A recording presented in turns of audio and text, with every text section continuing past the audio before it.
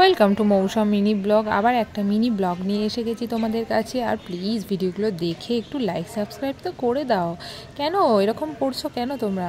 তো যাই হোক, চলো একটা প্যাক নিয়ে আমি এসে গেছি একটা রিভিউ দেবো বলে। রিভিউ মানে কোনো প্রমোশনাল ভিডিও কিন্তু নয় এটা, তোমরা এটা ভেবো না যে আমি কোনো প্রমোশনাল ভিডিও করছি।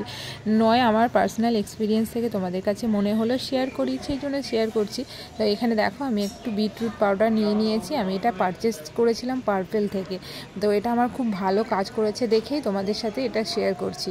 1 চামচ বিটরুট পাউডার নিয়েছি, 1 চামচ টক দই নিয়েছি, আর 1 টুকরো লেবু নিয়েছি। তো এইগুলো দিয়েই আমি আজকে প্যাকটা বানাবো।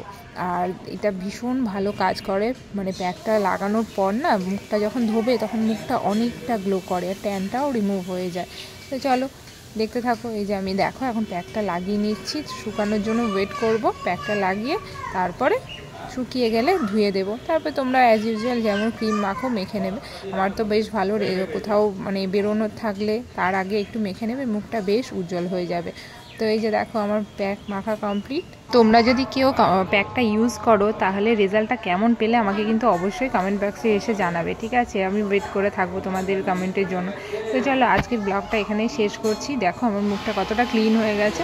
তো ব্লগটা ভালো লাগলে অবশ্যই লাইক কমেন্ট শেয়ার সাবস্ক্রাইব করে দিও। চলো দেখা হবে নেক্সট ব্লগে, টাটা।